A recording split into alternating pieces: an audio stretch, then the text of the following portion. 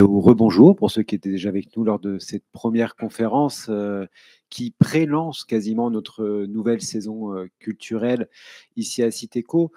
Juste quelques mots pour ce nouveau format qui est inauguré cet après-midi, conférence dédicace, rencontre dédicace. Nous ferons de manière régulière tout au long dorénavant de la saison par rapport au monde de l'édition. Les économistes publient beaucoup, énormément d'ouvrages sortent, et pas seulement à la rentrée littéraire. Donc, des temps pour pouvoir rencontrer des auteurs, comprendre leur parti pris, permettre de pouvoir échanger. Et puis, si vous êtes aussi collectionneur, pouvoir vous faire dédicacer ces ouvrages ensuite à la boutique. On ouvre cette première expérimentation de cette conférence dédicace avec deux auteurs qui font un pari qu'on espère, nous, depuis maintenant des années à Citéco, remporter. C'est-à-dire, est-ce que vous allez aimer l'économie? C'est-à-dire comment démocratiser, vulgariser, permettre à chacun de mieux comprendre ces grands enjeux économiques qui traversent nos sociétés, nos questionnements individuels, collectifs, et puis comment mieux en comprendre les grands mécanismes tout en se rattachant à l'actualité. L'un des deux auteurs est une personne qui connaît bien la Cité de l'économie, parce que Marc-Olivier de Strauss-Kahn, au-delà des postes qu'il occupe, est aussi aujourd'hui le président du conseil scientifique de la Cité de l'économie, a pendant des années piloté le projet de développement de la Cité de l'économie au sein de la Banque de France.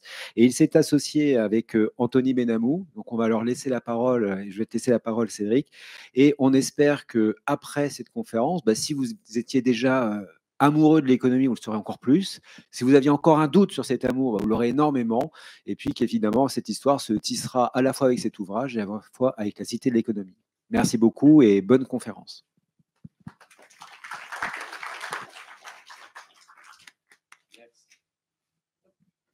Merci beaucoup. Et comme tu as déjà presque tout dit, on va très vite rentrer dans le dur du sujet. Rappelez simplement qu'on va qu'on peut vous rencontrer à la librairie, l'espace librairie de la Cité de l'économie, juste après la conférence. Merci donc d'être avec nous, Marc-Olivier Strauss-Kahn et Anthony Benamou. Marc-Olivier Strauss-Kahn, vous êtes enseignant, directeur général honoraire de la Banque de France et, comme ça vient d'être dit, président du conseil scientifique de Citéco. Anthony Benamou, vous êtes économiste, maître de conférences à Sciences Po Paris et président d'Agir pour l'éducation économique des enfants, une association dont vous allez nous parler très rapidement. Mais avant cela, et avant même d'entrer dans les différents domaines qui sont mentionnés dans votre livre, on paraît que vous allez aimer l'économie, point d'exclamation. J'aimerais que vous nous présentiez, Marc-Olivier Strauss-Kahn, quel est cet objet? C'est un livre, certes, mais c'est un manuel d'économiste, un livre à usage de tous, à usage des étudiants. Qu'est-ce qu'il y a à l'intérieur? Alors, c'est un livre dont le but est de vous intriguer, et on en parlera ou tout de suite de la couverture. Oh, laissez-moi. Non, allons-y. Il est fait pour vous intriguer. Il va parler d'économie. Ce qu'il n'est pas, c'est pas l'économie pour les nuls, même si on démarre au début par les grands concepts. Mais vous le verrez, à la fin, on va sur des choses assez récentes comme les cryptos et l'intelligence artificielle. Et le but, c'est les Français disent s'intéresser à l'économie, mais trouvent qu'ils ne sont pas assez bien informés. Et donc, on s'est dit que, notamment à l'usage de première année de sciences éco, terminale, mais aussi pour réviser des choses ou pour mieux comprendre des choses qu'on a appris à un moment, on s'est dit que ça pouvait être utile. Moi, par exemple, ça m'a appris à réapprendre l'économie parce que j'avais oublié beaucoup de choses et il a fallu les résumer. Heureusement, Anthony l'a mieux fait que moi dans certains chapitres. Et notre but, c'est, il tient en 3 mots, simplifier, parce que tout ne peut pas tenir là-dedans, illustrer, parce que c'est comme ça qu'on comprend, et ne pas hésiter à expliquer, mais avec un ton décalé. Et ce ton décalé, on va le retrouver, mais tu voulais peut-être tout de suite préciser quelque chose, sur la couverture qui représente une colombe et un faucon. Alors, normalement, on va la voir même en plus grand après. Hop. Voilà, une colombe et un faucon qui conduisent tous les deux la même voiture, puisqu'ils ont chacun un volant. Qu'est-ce que ça représente en fait? En économie, souvent, on caricature les choses, parce qu'il n'y a pas qu'une seule façon de penser l'économie, il y a plusieurs pensées économiques, et elles ne se réduisent pas à deux, mais il y a ceux qui peuvent être plutôt, on dira sur un plan politique, à droite, plutôt classiques ou néoclassiques, préoccupés de l'inflation, mais qui est aussi une taxe pour les pauvres, versus ceux qui sont des arrangeantes colombes, qui ont le souci de ne pas reproduire des récessions qui amènent à des déflations, c'est-à-dire l'inflation négative, et qui amènent à la Grande Dépression des années 30. Et quand il y a des gouvernements, lorsqu'il y a des conseils dans des banques centrales, eh bien, il y a à la fois les uns et les autres. Et donc, c'est un peu une façon d'illustrer. Il faut qu'ils discutent ensemble. Il faut qu'ils fassent éventuellement des compromis, un mot pas très à la mode en ce moment, parce que sinon, la voiture va faire un tête à queue. Bonjour à tous, c'est exactement ça. Il va falloir trouver un compromis. Et d'ailleurs, nous avons eu la chance d'avoir une préface d'une dame qui monte un petit peu, qui commence à être un petit peu connue. Et quand on a demandé à cette dame comment elle se plaçait dans ce débat entre les faucons et les colombes, elle a répondu moi, je suis plutôt chouette. Chouette parce que la chouette, c'est symbole de sagesse. Et cette dame, c'est Christine Lagarde. Je vous ai dit, hein, c'est une dame qui monte un petit peu. Christine Lagarde, donc, qui nous a fait l'honneur de faire la préface de ce bouquin. Et justement, Anthony Benhamou, dans cette préface, Christine Lagarde nous donne quelques chiffres. Elle nous dit que 80% des Français s'intéressent à l'économie. Ici, Citéco, c'est une réussite, ça fonctionne. Il y a du monde, les expositions sont pleines, les soirées d'ouverture, les nocturnes aussi. Donc, on parie que vous allez aimer l'économie, c'est sûr. L'économie, ça attire, c'est curieux. Enfin, les gens sont curieux, on y va. Est-ce que le pari de votre livre, c'est pas aussi celui de répondre à la suite de sa phrase? Elle nous dit, seuls 34% des Français se sentent bien informés et 15% bien formés. Est-ce que par votre livre, c'est pas ça le pari aussi que vous faites, c'est de former et bien informer les 85% de Français qui sont déjà intéressés? Oui, en fait, on constate que effectivement, les Français aiment l'économie, mais ils ne sont pas toujours conscients qu'ils en font tous les jours. Ça, c'est un point qui nous a un peu marqué avec Marc-Olivier, un peu comme M. Jourdain et sa prose. En fait, tout le monde fait de l'économie tout le temps. Et si on ne s'en rend pas compte, si on n'est pas conscient qu'on fait de l'économie tout le temps, et même si on aime ça, ça peut amener à pas toujours prendre les meilleures décisions. Donc nous, notre objectif, c'est premièrement de faire comprendre aux Français qu'ils font de l'économie tous les jours, et deuxièmement, de mieux les informer pour qu'ils puissent devenir beaucoup plus acteurs de la société et non pas de simples spectateurs. Et donc, c'est comme ça qu'on essaye de les informer, d'abord en leur donnant des aspects un peu théoriques, et puis ensuite des aspects pratiques. On a en tête que si en théorie, il n'y a pas de différence entre la théorie et la pratique, dans la pratique, il y a des différences. Et donc, c'est pour ça que le chapitre commence avec d'abord 2 ou 3 chapitres assez théoriques sur des rappels. C'est quoi la croissance? C'est quoi l'inflation? C'est quoi le déficit? C'est quoi la politique budgétaire? Et puis ensuite, on va dans du pratique. C'est quoi le sujet sur les finances publiques actuellement? Quel est le sujet sur les crypto-assets? Alors, certains disent des crypto-monnaies. Nous aussi, on essaye d'expliquer pourquoi ce ne sont pas des monnaies. Également les grandes transitions en cours. On parle de la transition numérique, la transition climatique, et puis bien sûr un épilogue sur l'intelligence artificielle, parce qu'on ne pouvait pas faire l'économie pour le coup de parler de l'IA. Donc voilà un peu, c'est notre contribution en quelque sorte à la pédagogie économique pour les Français. Et vous l'avez déjà évoqué, Marc-Olivier Strauss-Kahn, il y a, dès votre couverture, c'est annoncé une colombe et un faucon. Est-ce que pour vous, et on le retrouve tout au long du livre, on sent que, alors on ne sait pas qui est qui, on ne sait pas qui challenge qui, mais on sent qu'il y a des points qui peuvent s'opposer. Est-ce que pour vous, c'était important de montrer que l'économie est bien une science humaine et sociale et elle ne doit pas être dogmatique? Il y a un débat, il y a une évolution, il y a une recherche en cours et on ne détient pas la vérité absolue. Bien sûr, on n'était que 2, mais on aurait pu mettre plus de monde.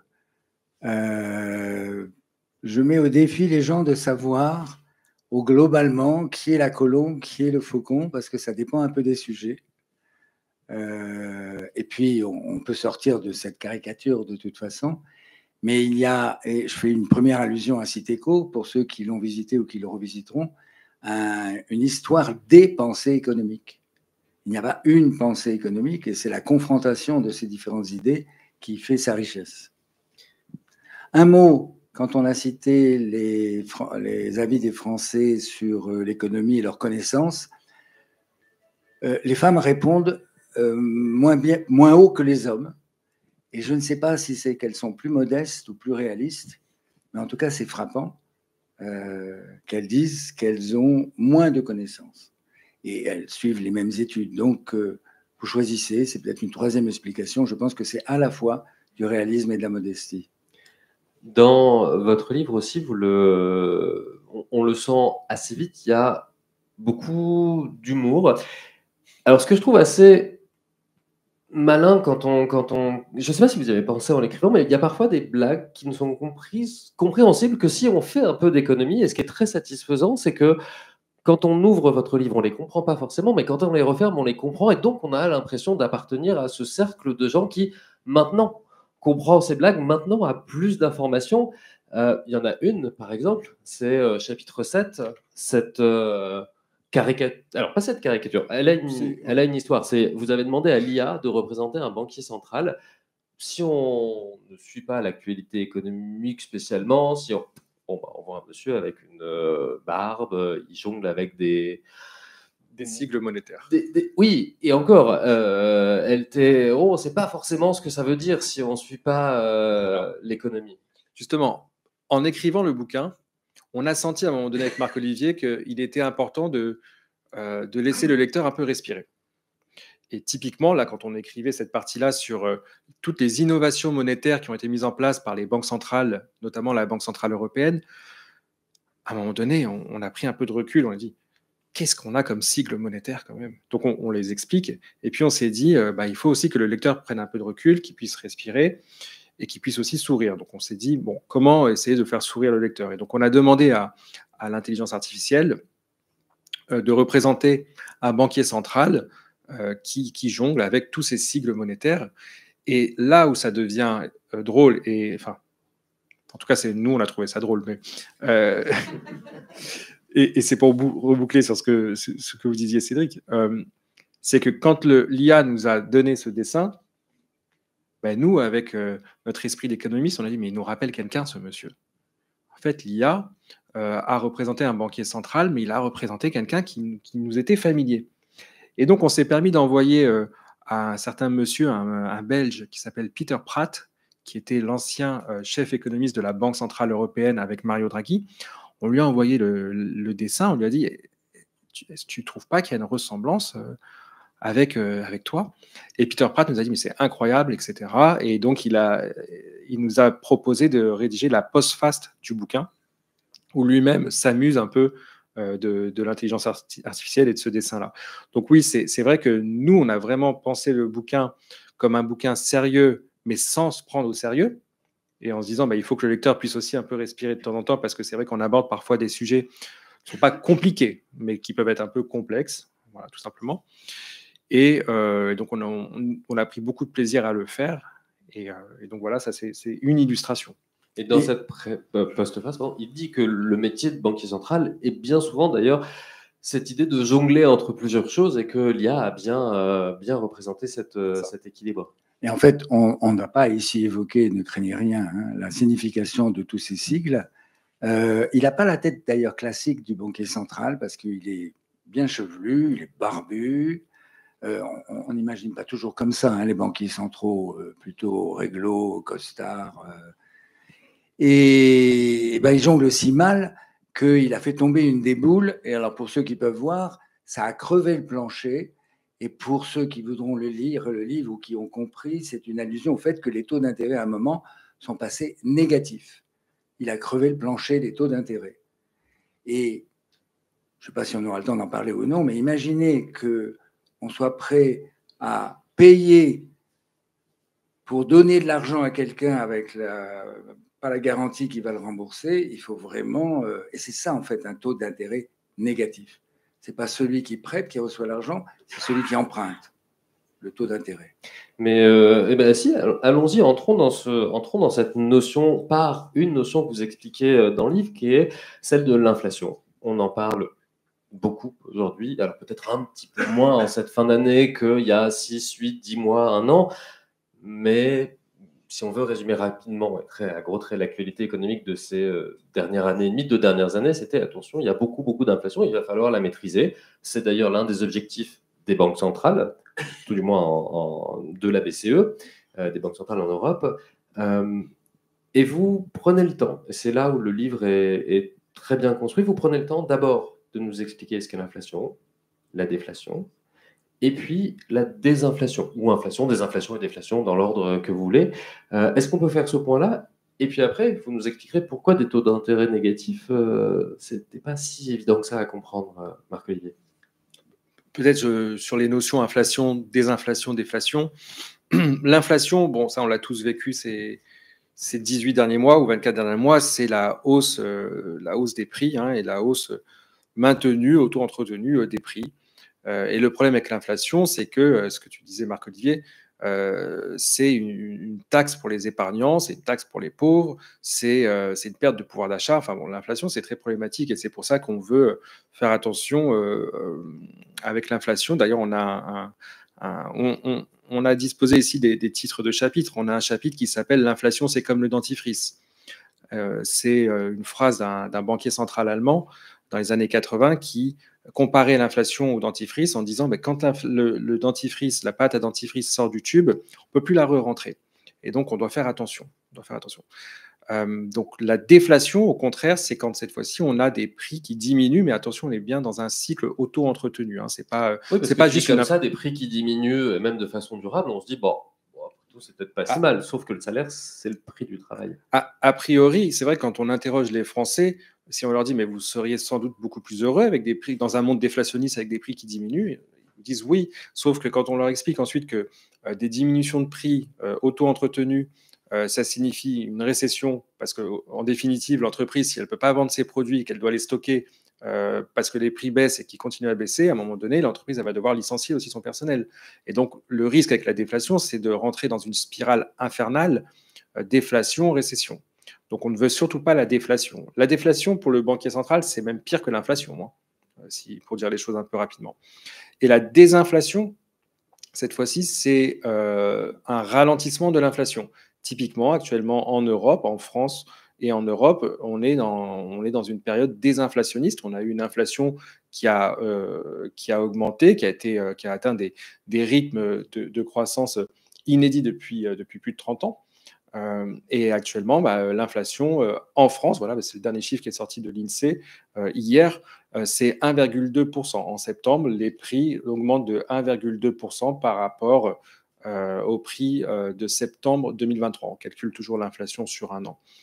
Donc pour le dire rapidement, il semblerait que le problème de l'inflation soit réglé, que la crise inflationniste qu'on a connue, qui était une crise notamment inflationniste liée aux matières premières, c'était une inflation importée principalement, soit réglée, même s'il faut toujours être vigilant sur ce qui peut se passer dans certains secteurs, notamment les services, où on le sait que du fait notamment de pénurie de main-d'œuvre et de difficultés à recruter, on peut avoir des tensions sur les salaires qui elles-mêmes peuvent entraîner des tensions sur les prix. Donc, il faut quand même rester vigilant, mais a priori, le gros épisode inflationniste qu'on a connu est maintenant derrière nous.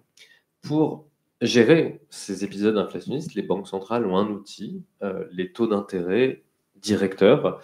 On dit souvent le taux d'intérêt directeur, mais il vaut mieux le mettre au pluriel pour être un petit peu exact. C'est le plancher ici qui a été crevé. Est-ce que vous pouvez nous dire pourquoi il a été crevé? Surtout pourquoi c'était pas si simple que ça de penser. Qu'est-ce qui s'est passé en fait pendant cette crise qui a démarré avec la crise financière mondiale 2007-2008, mais qui s'est prolongée en Europe parce qu'on a appelé la crise souveraine de la dette, c'est-à-dire la crise déclenchée par le fait que la dette grecque ne pouvait plus être remboursée et par contagion qui a affecté d'autres pays. Et pendant une longue période, l'inflation a été extrêmement basse, proche de zéro. Or, si on simplifiait terriblement les choses et qu'on disait que l'instrument essentiel, c'est le taux d'intérêt, qui est le coût de la monnaie. la façon dont la banque centrale va refinancer une banque, parce qu'elle a besoin d'argent, qui elle-même va prêter à ses clients. Donc, indirectement, la banque centrale va affecter le coût du crédit pour les clients. Il y a un moment où les taux d'intérêt étaient arrivés à 0. Et quand j'avais appris l'économie, on m'expliquait que les taux d'intérêt ne pouvaient pas être négatifs. Et bien, on l'a fait. Alors, c'est des circonstances qui ont poussé, ça a des inconvénients. Et comment est-ce possible qu'un taux d'intérêt puisse devenir négatif? Qu'on comprenne bien, ça veut dire que si on me paye d'une certaine manière pour que je fasse des prêts. Voilà, pour que j'emprunte. Ou bien, je vais me placer du côté du prêteur. Il a pas mal d'argent, parce que ça peut être l'État qui lui-même a de l'argent à placer, ça peut être une grosse entreprise qui veut placer de l'argent et qui veut se protéger contre différents risques. Donc, elle va s'adresser à des emprunteurs sérieux, donc plutôt des États, les États-Unis, l'Allemagne, la France, tant qu'on arrive à gérer notre dette. Parce que accumuler des billets, ça a un coût. Vous pouvez être volé. Donc, si vous ne voulez pas être volé, je vais prendre une image assez concrète, vous allez acheter un énorme coffre-fort, vous allez faire un grand trou, vous allez mettre le coffre-fort à l'intérieur, vous allez mettre des policiers autour, tout ça a un coût. Et en fait, plutôt que d'avoir ce coût-là, vous vous dites non, je vais prêter à l'Allemagne parce que je sais qu'elle n'a jamais fait ce qu'on appelle défaut, elle a toujours remboursé. Ça va me coûter un tout petit peu, comme une petite prime d'assurance, mais au moins, je n'aurai pas tous ces problèmes-là. Et puis le jour où je pourrai revendre, je sais qu'il y a un marché qui existe. Donc c'est comme ça que le taux d'intérêt peut devenir négatif. Alors il ne peut pas aller très loin dans le négatif, en théorie, parce que les coûts que je viens évoquer, logistique, etc., on a inventé des techniques pour mettre des primes sur certains prêts, c'est ce qui s'appelle les TLTRO, mais on n'ira pas dans le détail, des choses compliquées qui ont permis d'aller encore un peu plus négatif. On a été jusqu'à moins 0,5, moins 0,7, on a été jusqu'à moins 1,5, on n'ira pas beaucoup plus loin. Donc il y a une sorte quand même, on l'appelle plus le plancher à zéro, c'est un plancher effectif. Et donc là, il faut d'autres techniques, et on ne va pas partir là-dedans, mais vous en avez peut-être entendu parler, ça s'est appelé le quantitative easing, l'accommodement quantitatif, c'est-à-dire beaucoup de liquidités qui étaient mises dans l'économie, quitte à pouvoir ensuite la rééponger si c'est nécessaire, lorsque, par exemple, il y a trop d'inflation comme on l'a eu récemment. C'est la planche à billets. C'est la planche à billets, si on veut, puisqu'avec ces billets, c'est vrai. Alors, quelle est la différence, en passant 2 minutes là-dessus? La planche à billets, elle a une mauvaise image parce qu'elle servait directement à financer l'État avant. Ça, c'est interdit dans les pays développés, en France, dans l'Union européenne. Mais c'est la question que j'allais vous poser. Pourquoi est-ce que vous venez de dire gérer sa dette, c'est compliqué. Enfin, la dette, on peut prêter à la France tant que... Bon, on sent bien que la dette, en ce moment, on n'est pas très, très à l'aise. Pourquoi est-ce que la France ne va pas toquer à la Banque de France, à la Banque centrale, et dire est-ce que vous ne pouvez pas me prêter directement? Ce sera peut-être plus facile. Pourquoi est-ce qu'on n'a plus le droit de faire ça? Alors, je démarre. Ça a existé pendant très longtemps. Napoléon, il a créé la Banque de France, banque privée à l'époque, en disant elle est à la fois dans ma main et pas trop. Et elle servait à financer sa dette, ses guerres qui créent des dettes. Dès le XXe siècle, ce système a commencé à vaciller. Pourquoi? Parce qu'on avait tendance, c'est facile pour un politique qui a un horizon court, qui veut être élu et qui se dit je vais demander à créer plus, donc je vais faire plus d'investissements. Bon, ça fait un peu plus d'inflation, mais c'est pas grave, j'aurais été réélu, je gérerai l'inflation après. Et donc, dès 1973 en France, a été supprimé le fait que la Banque centrale peut directement financer l'État. Mais il y a des pays en développement où c'est encore le cas. Et dans des pays même pas en développement, émergents, où historiquement ça a été le cas. Et c'est ce que vous avez indirectement au Venezuela, où plus personne n'a confiance dans la monnaie. Parce que la monnaie, c'est une question de confiance. Vous avez un bout de papier dans les mains, il n'est même plus échangeable contre de l'or comme auparavant. Il faut que vous ayez confiance dans la solidité de l'économie et dans la stabilité. Il y aura un peu d'inflation peut-être, mais pas trop. Et donc, vous êtes prêt à garder ce billet dans votre poche ou à laisser vos dépôts dans les banques qui ne rapportent rien non plus. Et le sujet, c'est premièrement, comme tu le disais, Marc-Olivier, le risque inflationniste. Parce que si on refinance la dette sans s'arrêter, c'est donc de la création monétaire en quelque sorte. Et plus on crée de la monnaie en quelque sorte, et plus la valeur de cette monnaie est moindre. Et donc, en fait, c'est la définition même de l'inflation. Ça, c'est le premier sujet. Et l'autre sujet, c'est un sujet d'indépendance. La Banque centrale se doit d'être indépendante parce que son indépendance participe à sa crédibilité. Et garantit une vision de long terme. Exactement. Et si la Banque centrale n'est pas crédible, en fait, on parlait des instruments de la Banque centrale, on a parlé des taux d'intérêt, tu as évoqué le quantitative easing, mais un autre instrument qui permet à la politique monétaire d'atteindre ses cibles, d'atteindre ses objectifs, c'est la confiance, c'est la crédibilité. Donc ça, c'est aussi un sujet qui est fondamental. La communication. Plus la communication. La confiance et la crédibilité, aujourd'hui, il en est beaucoup question lorsqu'on parle de la France et notamment de sa dette. Un autre point qui est très intéressant dans votre livre, c'est que vous jouez beaucoup avec le vocabulaire en fonction des langues ou en fonction des états d'esprit. Et vous commencez par cette petite anecdote, quand vous ouvrez votre chapitre sur la dette, pour avoir une carte de fidélité dans un supermarché qui permet de payer en X fois sans frais, on vous demande de prouver que vous avez déjà été endetté et que vous avez su rembourser. Et une ligne après, vous écrivez en allemand, la dette, c'est die Schuld, ce qui est également le mot utilisé pour dire une faute. La dette, c'est donc une vision politique aussi, Anthony Benhamou, c'est pas qu'un instrument économique, c'est un rapport qu'on a avec cette dette. C'est pas forcément mal, c'est ça l'idée. C'est culturel. C'est culturel. Donc effectivement, les Allemands ne voient pas les choses de la même façon. D'ailleurs, c'est inscrit dans leur constitution. Ils ne peuvent pas faire n'importe quoi avec leurs finances publiques. Dans d'autres pays, alors vous parliez des États-Unis, on peut s'endetter et ça ne pose pas de problème de s'endetter, mais c'est toujours plus facile aux États-Unis de s'endetter quand on est dans un État qui est fédéral. Vous voyez, en zone euro, c'est un peu différent. On a une monnaie pour 20 pays, mais on a plusieurs budgets, donc c'est un peu différent. On peut pas, donc, je pense qu'il y a un sujet politique, comme vous le disiez justement, mais il y a un sujet aussi qui est culturel, et un rapport à la dette qui est culturel aussi. Alors, ça reflète une réalité. Hein. La dette, c'est à la fois bien, et puis ça peut devenir lourd. La dette, elle vient de quoi? Elle vient de déficits qui s'accumulent. Mais ces déficits, ils viennent de quoi? De dépenses qui sont supérieures aux recettes. Mais les dépenses de l'État, ça peut se justifier. Sur le long terme, ça va rapporter. Le coût est immédiat, mais les investissements en infrastructure, les investissements dans l'éducation, tout ça, c'est de la croissance future. Donc, on va faire bien sûr très court ici.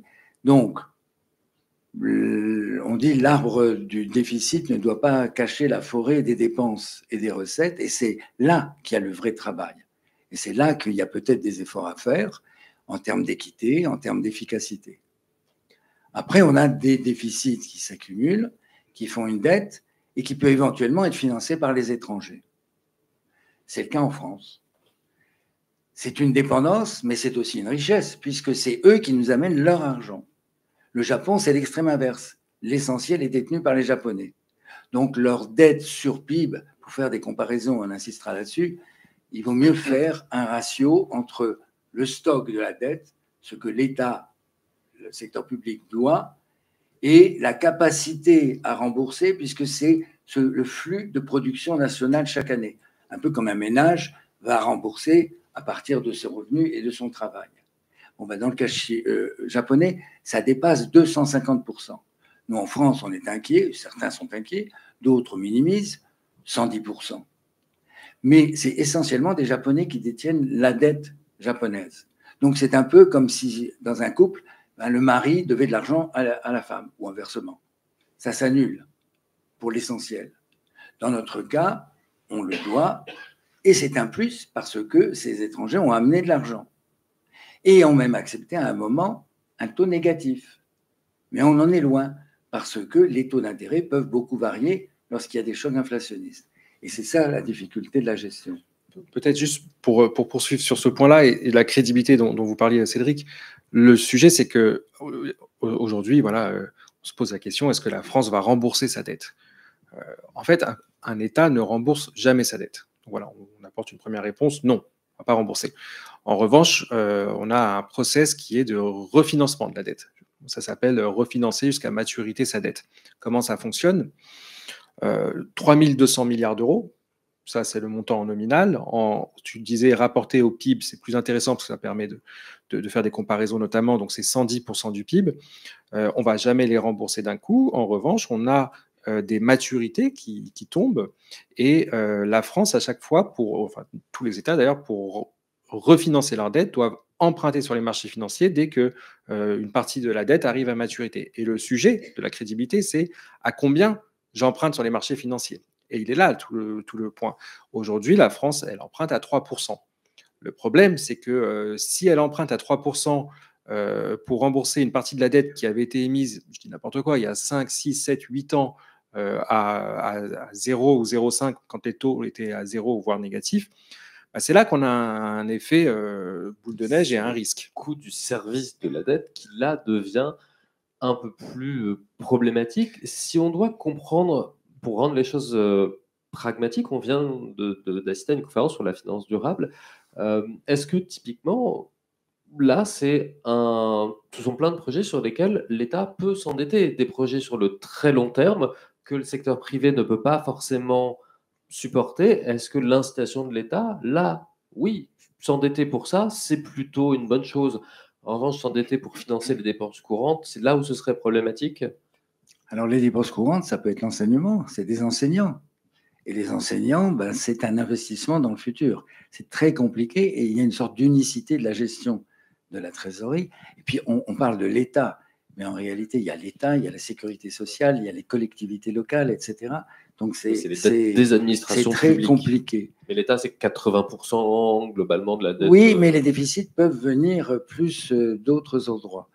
Et il y a eu des périodes où on a réussi à réduire ce ratio de dette sur PIB, parce que parler rien qu'en trillion, ça ne veut rien dire. On compare des chiffres entre pays, c'est compliqué. On compare à d'autres époques où la monnaie n'avait pas exactement la même valeur.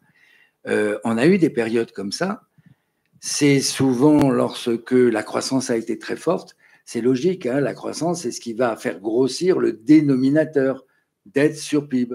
Ça veut dire qu'on devient plus riche, on a plus de capacité pour payer ce service de la dette. Donc là, on a pu réduire la dette, c'est ce qui s'est passé après la Deuxième Guerre mondiale. Et puis, petit à petit, la tendance, plus en France qu'en Allemagne, c'est quand même, c'est l'exemple que tu donnes classiquement, je vais te repasser la parole, des successions de déficits français. C'est ça, succession de déficits français, mais on n'est pas les seuls. Hein. Pour boucler sur la crédibilité, le problème, c'est que, bon, aujourd'hui, on emprunte à 3, ça peut rester à 3, mais ça peut aussi s'envoler du jour au lendemain sans qu'on comprenne ce qui s'est passé. Et là, il y a tout un aspect un peu de... Il y a des biais cognitifs et de la psychologie qui entrent en jeu. Et l'exemple dont on parle dans le bouquin, c'est l'exemple de la Grèce. Et en 2010, souvenez-vous ce qui s'est passé en 2010, on a un nouveau gouvernement qui arrive au pouvoir avec M. Papandréou. Je ne sais pas si vous vous souvenez de M. Papandréou. Et quand Papandréou arrive au pouvoir, il fait un discours et il dit en fait, nos prédécesseurs, ils vous ont donné des mauvaises données. On est bien plus endetté que ce qu'on pensait et on va avoir du mal. On va avoir du mal à rembourser. Et à partir de là, les marchés financiers se sont emballés et ont décidé d'exclure quasiment la Grèce des marchés qui ne pouvaient plus se refinancer. Et pour illustrer un peu le ton décalé du bouquin, on rappelle dans le bouquin que tout ça, c'était prévisible, parce que quand on connaît l'anagramme de Papandréou, on pouvait se douter de ce qui allait se passer. Alors, est-ce que quelqu'un a une idée de l'anagramme de Papandréou dans la salle? Non? Bon, ça ne s'invente pas, hein. C'est n'a pas d'euro. Voilà, Papandréou n'a pas d'euro. Et donc, on a une section du bouquin qui s'appelle Papandréou n'a pas d'euro, ce qui est un peu bizarre, et puis on explique tout ça. Donc, c'est encore une façon pour nous de rentrer dans les sujets sérieux, mais sans se prendre au sérieux. Ne cherchez pas avec Barnier, ça ne marche pas. Je vois que l'heure tourne, je vais directement me tourner vers la salle. Est-ce qu'il y a des questions particulières à poser? Sinon, moi, j'en ai plein encore d'autres. Mais s'il y a des mains qui peuvent se lever, comme ça, c'est facile pour faire circuler le micro. Il y a une question à gauche pour nous. Merci beaucoup. J'ai pas vu la main.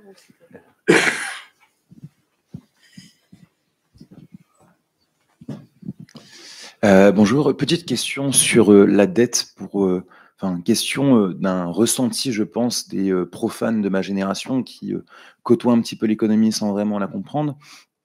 On a le ressenti que nous qui avons, on l'espère, la chance d'être encore là dans 50 ans, on a du mal à se projeter dans une possibilité d'un monde dans 50 ans où notre dette n'aurait pas atteint, étant donné qu'elle croît tous les ans et qu'on la voit croître tous les ans, soit une situation où on fait des faux, où il y a des gens qui nous expliquent que c'est pas si grave de faire des faux et d'autres qui disent que c'est catastrophique, ou alors qu'elle explose dans une dimension qu'on n'arriverait plus à contrôler. Qu'est-ce que l'on peut répondre aux gens de ma génération qui se disent qu'est-ce que ça va être le bordel de la dette dans 50 ans? Excusez-moi. Alors, la dette, c'est vrai, c'est comme un sac à dos. Et quand je suis né, il pesait 20 kilos, 20%. Hein, c'est il y a très longtemps, au millénaire précédent. Et là, bon, vous ne venez pas de naître, donc, mais votre enfant, ça sera 110 kilos. Donc on se dit, oui, c'est quand même inquiétant. Mais on marche très bien aussi avec 110 kilos si on a une croissance forte, si on a les bonnes machines, si on est aidé, si on est sportif. Et donc le vrai problème qui a été évoqué ici ou là déjà, c'est pas le niveau de la dette n'aide pas. Hein, plus il est élevé, plus c'est dangereux. Mais c'est d'arriver à la stabiliser. Et donc le numérateur, la dette, à cause des taux d'intérêt notamment, n'augmente pas soudainement beaucoup plus rapidement que la croissance. Et actuellement, on est dans une croissance molle et on a des taux d'intérêt dont on ne sait pas trop où ils vont aller. Après la dissolution, l'écart entre le taux allemand et le taux français est monté. Alors, je vais le caricaturer, je vais exagérer. Il pourrait monter à 1%, 1% de plus. C'est-à-dire que quand vous avez une dette de 110% de plus, si les taux d'intérêt s'ajustaient tous, vous paieriez l'année prochaine 1% de plus rien qu'à cause de ça. Indépendamment du fait qu'on dise qu'il faudrait réduire le déficit, qu'il faut par ailleurs se préoccuper de la santé, de l'éducation. Et donc, on se crée un problème à nous-mêmes. Et c'est cela qui peut faire ce qu'on appelle l'effet boule de neige lorsque le numérateur, la dette, va augmenter à cause de ces taux d'intérêt beaucoup plus vite que le dénominateur, c'est-à-dire le PIB, la croissance, qui permet de s'enrichir et de courir même avec un fardeau plus lourd. Le sujet, hein, c'est bien celui de la soutenabilité de la dette. En fait, la dette, c'est comme le cholestérol. Il y a la bonne dette et la mauvaise dette. Bien sûr qu'on est dans un monde où on va devoir encore s'endetter parce qu'on a des transitions très importantes, des transitions devant nous. Alors, le public ne fera pas tout, le privé devra aussi prendre sa part. Peut-être que l'Europe devra prendre aussi sa part et que ce n'est pas juste un sujet que français. Mais on peut vivre avec la dette à partir du moment où elle est soutenable. Et pour qu'elle soit soutenable, ce que disait Marc-Olivier, c'est qu'il faut aussi de la croissance. Donc, si on a de la croissance, le modèle tient. En revanche, si on n'a pas de croissance, et on en parle dans le bouquin, on a des hypothèses aujourd'hui de stagnation séculaire. Autrement dit, on aurait une croissance qui tend vers zéro progressivement. Bah là, il y a un sujet. Donc, toute la question, c'est comment on fait de la croissance et comment on réactive les leviers de la croissance. L'IA est peut-être une réponse. Beaucoup l'espèrent en tout cas. Le temps que la prochaine question se déclare dans la salle, il y a quelques économistes qui ont essayé de proposer des idées pour soutenir la dette. J'ai en tête une proposition qui avait été on annule une partie de la dette si et seulement si cette même somme est réinvestie dans des projets qu'on estime d'avenir. Est-ce que ça vous semble une bonne piste à explorer? Alors, vous faites non de la tête, donc je vais tout de suite poser la question à Marc-Olivier Strauss-Kahn, même si j'ai une idée de la réponse. Non, je ne m'attendais pas à cette question. Mais il faut la préciser. La dette pour faire un investissement d'avenir. Ben moi, j'ai tendance à dire oui, mais je demande d'avoir sur preuve. Quoi. Quel type d'investissement? Le sujet, c'était l'annulation. Mais attendez, voilà. Mais d'abord, est-on sûr de quel investissement et quelle profitabilité il a? La proposition qui est généralement dite était plutôt, je vais la transformer, hein, vous me dites si je la transforme trop, c'était de dire l'État a émis une dette et beaucoup de banques ont acheté les dettes. Au lieu de prêter au privé, elle prête à l'État parce que c'est plus sûr, on se fait bien voir. Et puis la Banque centrale, qu'est-ce qu'elle a fait? Au moment où les taux d'intérêt étaient à zéro, même légèrement négatifs, mais on ne pouvait pas aller beaucoup plus bas, elle avait besoin que les banques reprêtent au secteur privé. Et elle a dit aux banques, je vous rachète les titres que vous avez achetés à l'État. Donc, je vais dégager une partie de votre bilan. Vous allez avoir moins de risques, vous me l'avez passé. Vous allez avoir moins d'actifs, puisque vous me l'avez vendu. Vous allez avoir des billets, disons, où on crédite votre compte.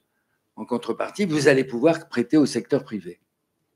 Et c'est ça qu'on appelle l'accommodement quantitatif ou le quantitative easing.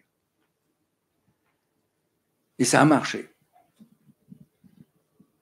Et à un moment, les gens ont dit, oui, mais la dette de l'État apparaît quand même très grosse. C'est généralement l'État qui possède la Banque centrale, et la Banque centrale, elle possède la dette ou une partie de la dette sur l'État. Et donc, pourquoi pas annuler cette partie-là? C'est un cercle qui ne sert à rien, là. Et moi, j'y vois deux inconvénients, il y en a peut-être plus. Le premier, c'est que quand vous commencez à dire que vous annulez la dette, ça peut créer un manque de confiance. On annule la dette sur ce cas-là, mais qu'est-ce qui dit qu'on ne va pas l'annuler sur d'autres cas? Il y a des pays qui ont quand même fait défaut, c'est-à-dire qu'ils n'ont pas remboursé leur dette. Un pays, ce n'est pas censé mourir, mais il y en a qui ont plus accès. Ils sont morts pour l'accès au marché financier.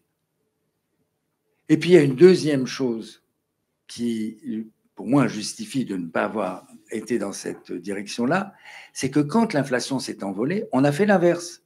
Je dis on, parce que je parle comme si j'étais encore à la Banque centrale. Ils ont fait l'inverse. Ils ont dit quoi? Ils ont dit, on vous revend ces titres contre la monnaie qu'on vous avait donnée, et donc on va éponger cet excès de liquidité. Parce que la pandémie, et pour prendre là encore une image qu'on utilise dans le livre, ça a été un petit peu un accident, et il a fallu mettre l'économie en coma artificiel. Le confinement, c'était comme un coma artificiel. L'économie ne bougeait plus. On continuait à l'alimenter parce qu'il y avait des revenus qui arrivaient, il y avait le PGE, etc. Ça, c'est la liquidité. Prêt garanti par l'État. Pour qu'elle puisse, oui, prêt garanti par l'État, pour qu'au moment où on dépasse, on aura pu étaler l'aval et où il y aura plus de Covid ou moins de Covid, où il devient moins dangereux, l'économie puisse repartir. Mais quand on est médecin, on ne sait pas toujours, surtout devant une nouvelle maladie, la quantité qu'il faut mettre. Et donc, probablement, oui, les banques centrales ont mis trop de liquidités. Ils ont fait passer trop de perfusions. Ça a été épargné par les gens et ils l'ont dépensé ensuite brutalement. Et comme la production n'avait pas pu s'adapter, les prix se sont envolés. Après, il y a eu, et ce n'est pas une petite addition, la guerre en Ukraine, qui a fait exploser les prix de l'énergie. Question. Voilà, 1, 2, 3, 4 questions. Alors, on va peut-être en prendre. Allez-y. Bonjour, merci pour les échanges. Oui, alors, en vous entendant parler, on a l'impression qu'il y a un sous-jacent qui est la politique, finalement. Est-ce qu'il n'y a pas une dimension politique dans l'économie aujourd'hui? Et ce que vous venez de dire, enfin, ce que vous avez dit tout au long du débat, et l'inflation, par exemple, c'est évidemment politique. On pourrait dire, moi, si je vivais dans un pays qui était encore capable d'émettre sa monnaie de façon sous Mitterrand, par exemple, comme sous Mitterrand, on peut lancer des programmes. La banque suit. Si vous vous souvenez d'Emmanuel Macron, quand il a annoncé à la télévision les 10 milliards pour les Gilets jaunes, il était défait à l'écran, il n'a pas la main sur la monnaie. Je pense que s'il avait eu la main sur la Banque centrale en France, il n'aurait pas eu le même danger. Donc, est-ce que finalement l'économie, ça n'a pas une dimension hyper politique en fait, probablement pas en totalité, mais en grande partie. Et est-ce que, alors pour demain, je ne sais pas si vous en parlez dans le livre, le futur, vous avez parlé des cryptos par exemple. Il n'y a pas de monnaie sans État, enfin, à mon avis, mais je vous pose la question aussi. Donc la crypto sans État n'est probablement pas une monnaie. Mais est-ce que demain, grâce aux monnaies numériques, on ne pourrait pas flécher des choses pour que l'économie soit ouvertement politique? Donc quand je dis ouvertement, c'est par rapport au point de départ que comprennent les gens de l'économie. Ils comprennent bien que les choix économiques sont en fait les résultantes d'actions ou de décisions politiques plus ou moins affichées. Merci pour votre question. Je vous laisse y répondre le temps que le micro arrive au fond Alors, de la très, salle. très rapidement, on raconte une histoire dans le bouquin. L'élection présidentielle de 1992 aux États-Unis. Et donc, deux candidats, George Bush d'un côté et Bill Clinton de l'autre. Et le grand favori des sondages 4 ou 5 mois, non, un peu plus, 8 mois avant l'élection, c'est Bush. Pourquoi? Parce que Bush, il a eu des succès en Irak. Il passe pour quelqu'un qui a permis aux États-Unis de gagner des guerres, etc. Et là, le conseiller de Bill Clinton, James Carville, va dire à Clinton, écoute, ça ne sert à rien de se battre sur le terrain de Bush, on va perdre l'élection. En revanche, on va aller sur un nouveau terrain. It's economy stupid. Voilà ce qu'il lui a dit. Tout est économique. Ce qui intéresse les Américains, mais ce qui intéresse également les Français, ce qui intéresse les électeurs, c'est combien ils vont avoir à la fin du mois. Combien ils vont pouvoir consommer. Combien ils vont pouvoir épargner. Donc, c'est les questions économiques qui intéressent les électeurs. Donc, depuis 1992, beaucoup des élections se font sur les sujets économiques. Donc oui, l'économie est évidemment reliée à la politique. Et d'ailleurs, regardez, pendant les élections législatives, les campagnes des candidats étaient axées sur le pouvoir d'achat. C'était pouvoir d'achat, pouvoir d'achat, pouvoir d'achat. Donc oui, évidemment que économie et politique, ça va ensemble. Pour ce qui concerne les monnaies, je vais laisser peut-être Marc-Olivier plutôt répondre sur le sujet. On peut prendre plusieurs questions, effectivement, okay. Monsieur. Allez-y. Ok, c'est une question, en fait, la dette, on a parlé de la dette des États, et c'est une question qui est là depuis longtemps, déjà, la Révolution française et tout ça. C'est revenu avec 2008, et puis ensuite l'endettement des États énorme, et même les menaces des banques sur les États, les agences de notification, tout ça. Mais j'ai l'impression que c'est le paradigme d'hier, et qu'on entre dans un nouveau paradigme qui est celui de l'IA, où il y a des millions et des millions d'emplois qui disparaissent et qui vont disparaître de façon incroyable. On dit toujours on a toujours vu des nouveaux emplois se créer, mais là, quand les hommes migraient de la machine vers les services, on avait encore le cerveau pour ça. Maintenant, on se demande vers où on va aller. Et donc, c'est des millions, c'est le monde qui va changer, qui est en train de changer. Et du coup, est-ce que la question des dettes des États, ça va être une question qui va sûrement se reposer, s'aggraver d'une façon sûrement incroyable, et en même temps, ça va peut-être plus être le plus gros des problèmes. Ça va être, est-ce que les gens ils ont encore du boulot? Est-ce qu'on fait un revenu universel? Est-ce que ça vaut encore le coup d'investir dans une école pour des gens qui ont plus de boulot après? Je sais pas, il y a plein de problématiques folles qui vont se poser. Je me demande comment les économistes aujourd'hui ils abordent ça. Est-ce qu'ils en discutent entre eux? J'imagine que oui. Est-ce qu'ils sont plutôt IA sceptiques ou pas? Et est-ce qu'ils sont IA positifs en public et IA sceptiques quand ils sont chez eux? Je ne sais pas. Voilà, c'est une question. Question dans la salle. Il y avait beaucoup de questions en une, là, effectivement. Que pour savoir ce que les économistes pensent chez eux, il faudrait aller chez eux. Ça, on n'aura pas la réponse après. Bonjour, merci. J'ai passé plus de 30 ans à l'UNESCO et aux Nations Unies. Et votre colombe et faucon, ça m'a un peu amusée parce que pour les personnes qui parlent surtout en ce moment à l'Assemblée des Nations Unies, c'est la paix et la guerre. Donc on parle, je ne sais pas si vous avez entendu M.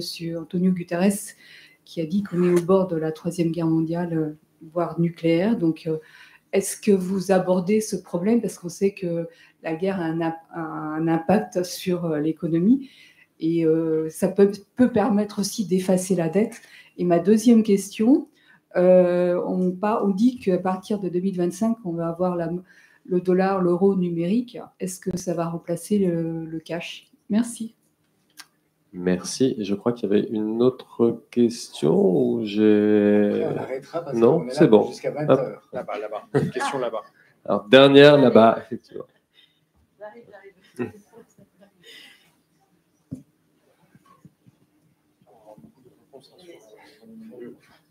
Bonjour, merci beaucoup. Vous avez très clairement expliqué que la notion de dette, c'était sa soutenabilité qui était importante, le ratio entre le niveau de la dette et le PIB. Il faut faire croître le PIB, donc je reviens à une question naïve que je me pose depuis 30 ans. D'où vient la croissance de ce PIB?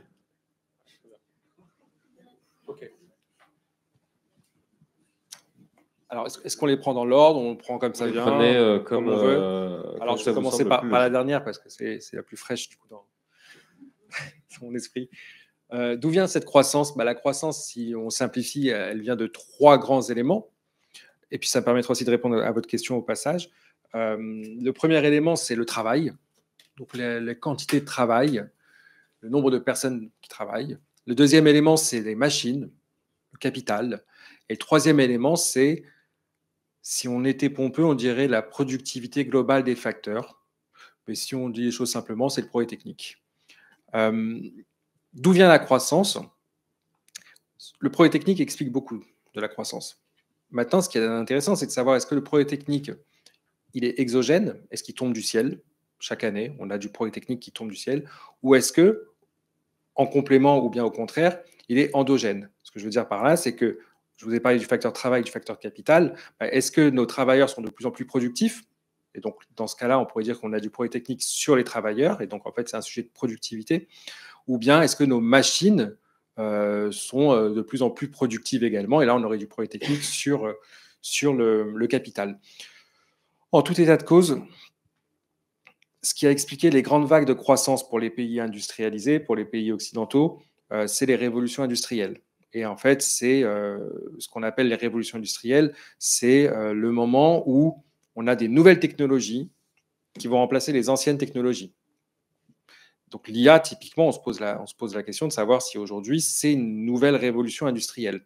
Ce qu'il faut avoir en tête, c'est, et on en parle dans le bouquin, ça renvoie en fait à tout ce qui a été développé par Joseph Schumpeter. Schumpeter explique que le capitalisme, en fait, il renaît à chaque fois de ses cendres après des crises parce que justement, le nouveau vient remplacer l'ancien. Alors oui, bien sûr qu'il y a des destructions d'emplois, mais ensuite, il y a des créations d'emplois. C'est la destruction créatrice. Donc, pour nos pays, ce qui a vraiment été les boosters de croissance depuis 150 ans, 200 ans, c'est vraiment le progrès technique. Le sujet aujourd'hui, c'est de savoir si l'IA, typiquement, si l'IA, ça va être un moteur de la croissance. Parce que ce qu'on constate, ce que je vous disais tout à l'heure, c'est qu'on est dans un monde où la croissance, elle tend vers zéro. Donc, on a presque plus de croissance aujourd'hui.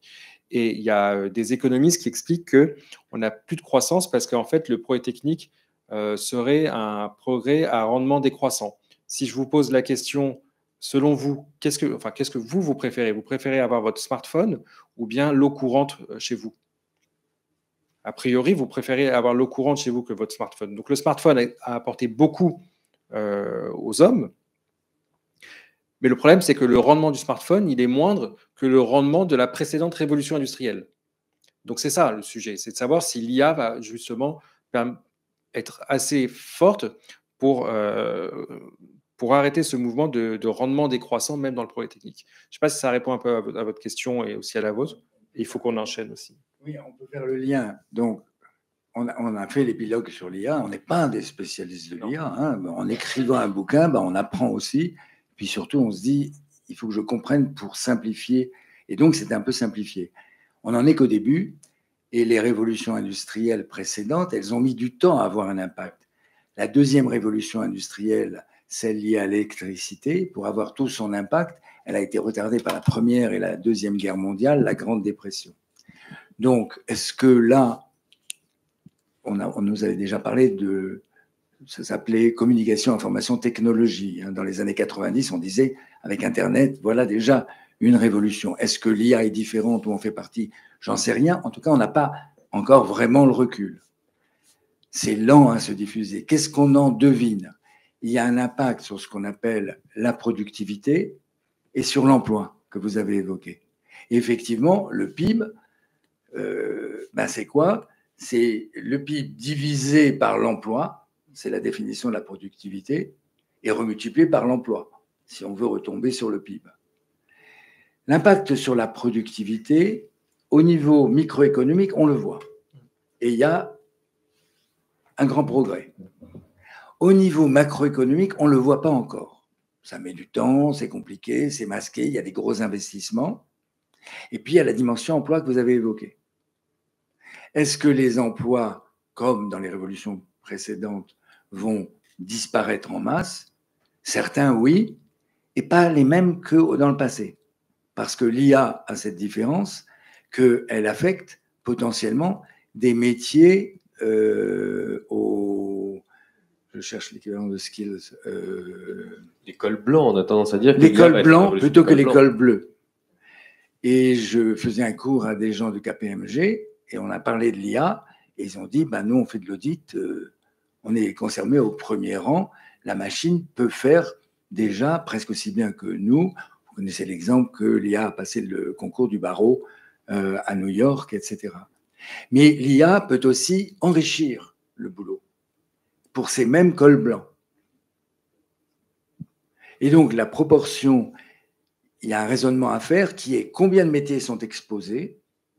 Et on dit en général, c'est les 2 tiers. Il y a un tiers qui ne l'est pas parce que ça viendra beaucoup plus tard, l'agriculture, etc.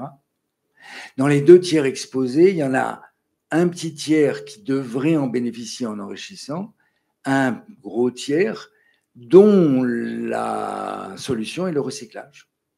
Là, pas le recyclage, c'est une mauvaise formule, c'est la formation continue, c'est l'adaptation au niveau de l'éducation, et c'est pour ça que ça participe de toutes ces démarches d'éducation. Ça fait partie de cette transition numérique qui va coûter très cher en investissement et qui pose un problème qui était derrière celui des guerres. Et ce n'est pas que les guerres meurtrières, hélas, c'est les guerres économiques. L'Europe n'est pas bien placée. On le sait. Dans cette transition numérique, côté transition climatique, on est plutôt modèle, même si parfois c'est à nos dépens, parce qu'on applique des règles plus fortes que les autres. Dans la transition numérique, dans les big data, dans les clouds, on a besoin d'énormément d'argent et on est en retard sur les autres. On n'a pas du tout les big tech américaines et chinoises.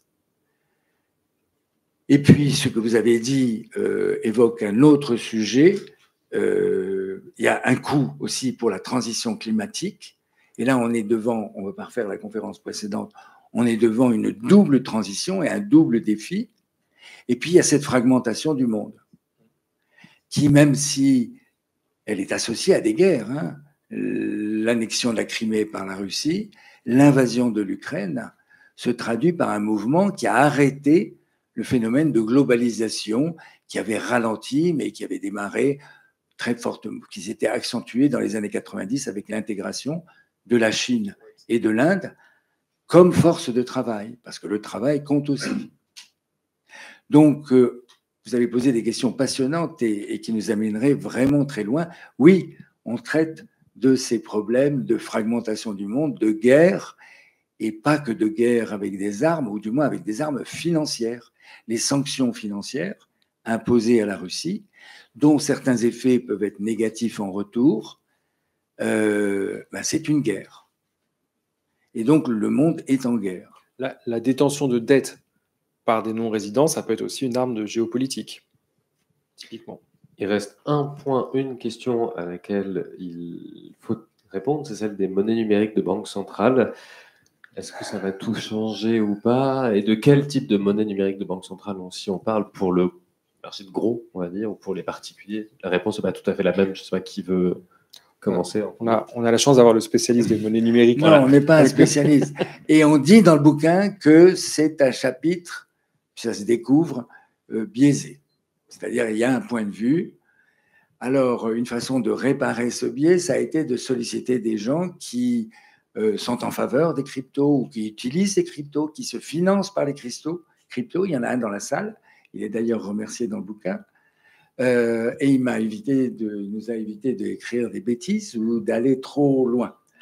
Bon, en un mot sur les cryptos, c'est fondé d'abord sur, les gens confondent, on confond tous, une technologie, la blockchain, qui est très performante, très utile, qui a un avenir, qui permet de ne plus avoir un centre, et la monnaie est émise par un centre, ce qu'on appelle en économie un tiers de confiance, c'est la banque centrale en qui on a confiance, mais auparavant c'était le suzerain, parce qu'on ne pouvait pas faire autrement de toute façon, et on payait d'ailleurs ses impôts dans cette monnaie.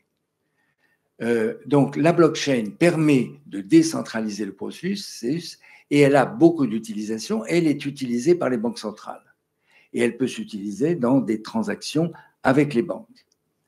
Mais les cryptos sont des actifs qui ont plusieurs inconvénients. Ils ne sont pas stables. Vous pouvez gagner de l'argent, mais vous pouvez en perdre. C'est un actif financier. C'est pas une alors, monnaie. c'est extraordinaire. Ce n'est pas une monnaie. Sous la torture, peut-être, vous arriverez à me faire dire que c'est une monnaie. Ça deviendra peut-être une monnaie, mais j'en doute. Et même les gens qui sont pour les cryptoactifs ne considèrent plus nécessairement que ça va devenir une monnaie. C'est un actif spéculatif, on peut gagner, on peut perdre. Il a un coût énergétique, il ne faut pas le négliger, il ne faut pas non plus exagérer, la technologie permettra de le réduire, mais actuellement, ça fait quand même... vous savez qu'il y a un pays qu'on appelle Bitcoin quand on fait les classements de la consommation énergétique par pays. Et ça dépend des cryptoactifs et de leur validation. Vous l'expliquez d'ailleurs. On a des spécialistes aussi dans la salle. Il y a un problème, alors le mot est français, c'est scalabilité, la bonne définition, enfin le mot simple, c'est l'extensibilité. En fait, la caractéristique du billet, c'est que plus vous l'utilisez et plus c'est rentable. Il a coûté 1 centime à faire et vous l'utilisez par rotation 100 fois, il revient à un moment, il commence à plus être de bonne qualité, il est retiré de la circulation, mais plus il est utilisé et plus son coût de production a diminué. Dans le cadre actuel de la technologie, on n'a pas nécessairement cet avantage-là. Plus les opérations deviennent importantes, plus il faut remonter la chaîne des opérations précédentes et plus ça peut coûter en énergie. Il y aura peut-être des solutions, mais ça, c'est un vrai handicap. Et puis, ça a néanmoins stimulé les banques centrales, qui avaient un peu tendance à s'endormir en se disant les gens, de toute façon, ils n'ont pas d'alternative. Puis ils ont vu qu'il y a une demande de numérique et puis il y a un risque de souveraineté si, au lieu d'utiliser en zone euro 1 euro, on se met à utiliser un crypto-actif émis par Meta, Facebook, avec des risques d'ailleurs, ou par les États-Unis, ou par la Chine. Parce qu'à ce moment-là, l'histoire des taux d'intérêt, les faire monter, les faire descendre pour stimuler l'économie, etc., on peut l'oublier. Hein. Si les gens utilisent essentiellement une autre monnaie que celle dont vous avez plus ou moins la maîtrise, ou même en utilise une grosse partie, c'est comme s'il y avait 2 économies, vous ne jouez plus que sur une partie. Les pays qui ont dollarisé leur économie ou euroisé leur économie, ils n'ont plus cette marge de manœuvre. Donc, c'est un handicap. Donc, les banques centrales se sont lancées dans l'idée, on va faire un billet digital, un billet numérique. C'est bien avancé, ça pose plein de questions. C'est aussi bien qu'un billet, c'est-à-dire accessible à tout le monde. C'est électronique, c'est-à-dire on ne peut pas le perdre, on ne peut pas le voler. Il y a des protections. Normalement, j'ai 3 choses accessibles. Mais c'est émis par la Banque centrale. C'est-à-dire qu'on sait que si elle ne veut garder la confiance, elle ne va pas trop en produire. Le cryptoactif est souvent émis soit par un émetteur non identifié, pour le Bitcoin, soit en échange, en contrepartie d'un billet existant. Et là, ça nous amènerait trop loin, mais on pourrait se dire, pourquoi créer un cryptoactif qui est appuyé sur un billet qui existe déjà? Ça ne doit pas être rentable, ou alors il y a des risques qui sont pris. Et donc l'essentiel, c'est que chacun ait bien conscience des risques. Puis après, chacun prend ses risques. Quand il y a du rendement, c'est qu'il y a du risque. Et puis chacun décide selon qu'il est plus ou moins risqué. Et donc là, j'ai bien révélé que c'est ni une colombe, ni c'est une poule mouillée que je suis. Hein. Et si vous voulez en savoir plus dans les stablecoins, vous l'abordez dans le bouquin. Merci à tous les deux, Anthony Benhamou et Marc-Olivier Strauss-Kahn, d'avoir répondu à ces quelques questions. Et on vous retrouve à la librairie de Citéco pour signer vos ouvrages. Merci encore. Merci à toutes et tous.